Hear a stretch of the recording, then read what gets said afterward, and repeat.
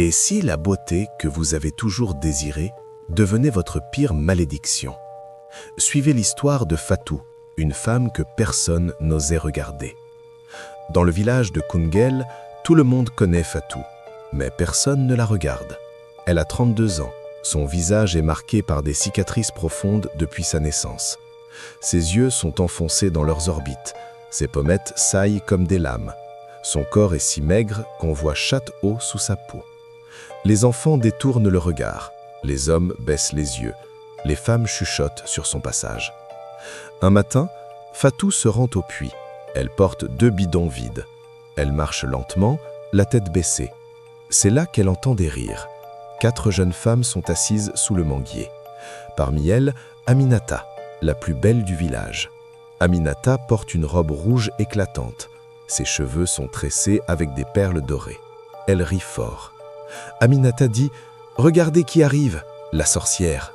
Les autres filles éclatent de rire. Fatou serre les dents. Elle continue de marcher.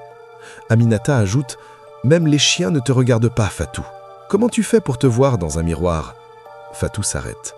Ses mains tremblent. Elle ne répond pas. Elle remplit ses bidons en silence. Les larmes coulent sur ses joues creuses. Alors qu'elle s'apprête à partir, Aminata crie « Aucun homme ne voudra jamais de toi, même pas un aveugle. » Fatou rentre chez elle. Elle pose les bidons, elle s'assoit sur sa natte. Elle pleure. Elle pleure pendant des heures, jusqu'au jour où elle prend une décision. Le lendemain matin, très tôt, Fatou sort du village. Elle marche pendant 3 heures. Elle traverse la forêt. Elle arrive devant une case isolée. Des crânes d'animaux pendent à l'entrée. De la fumée noire s'échappe du toit. Elle frappe 3 fois. Une voix rauque dit « Entre ». Fatou pousse la porte. À l'intérieur, un vieil homme est assis. Il a des yeux blancs laiteux. Sa peau est couverte de scarifications. Il porte un boubou noir déchiré. Il sourit, révélant des dents limées en pointe. Le féticheur dit « Je t'attendais, Fatou ». Fatou sursaute. Elle demande « Comment tu connais mon nom ?» Il répond « Je sais pourquoi tu es venue. Tu veux être belle. » Fatou baisse les yeux.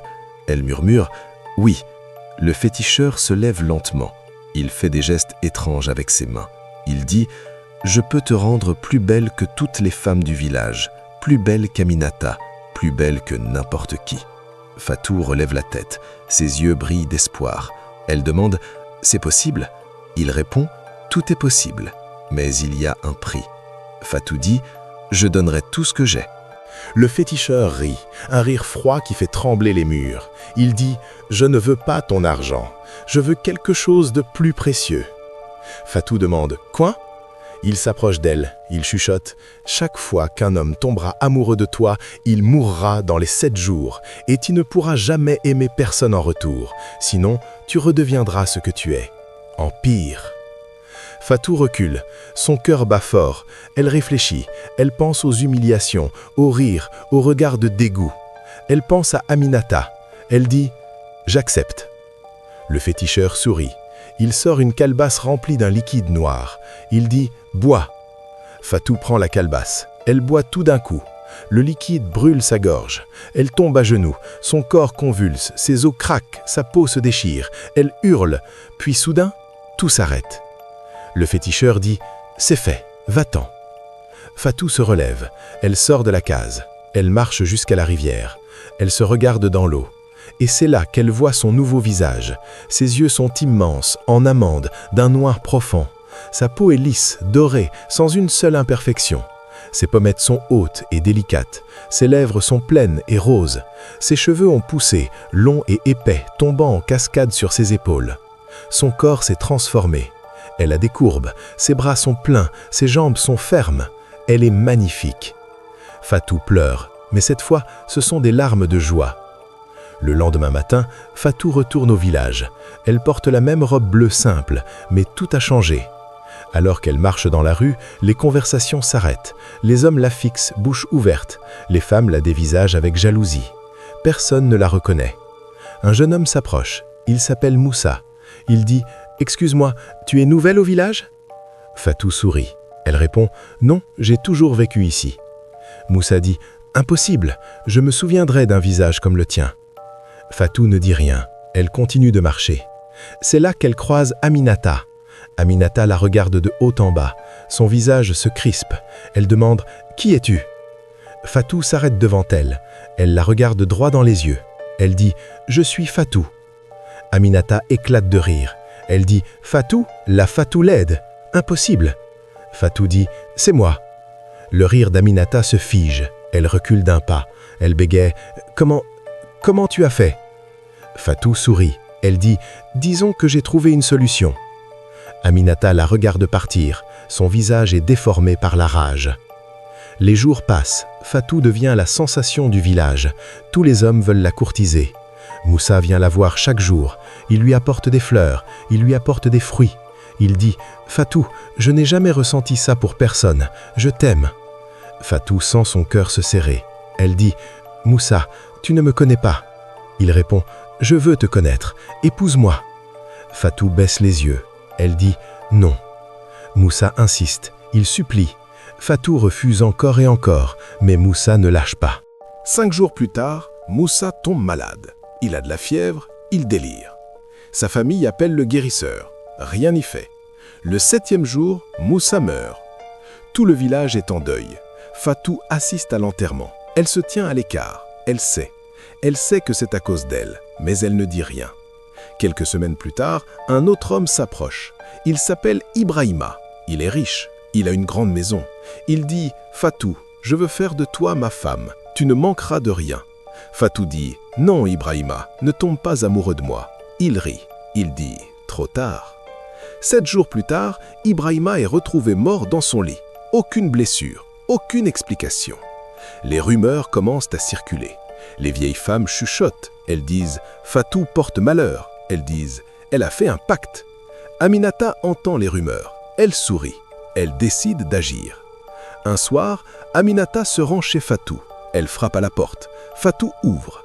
Aminata dit « Je veux savoir ton secret. » Fatou dit « Rentre chez toi, Aminata. » Aminata entre de force. Elle dit « Tu es allé voir le féticheur, n'est-ce pas? Je veux la même chose. » Fatou dit « Tu ne sais pas ce que tu demandes. » Aminata rit. Elle dit « Je veux être encore plus belle que toi. Je veux que tous les hommes m'adorent. » Fatou dit « Il y a un prix. » Aminata dit « Je m'en fous.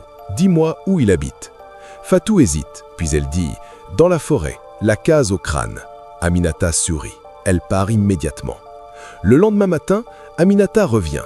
Elle est méconnaissable. Elle est devenue encore plus belle qu'avant.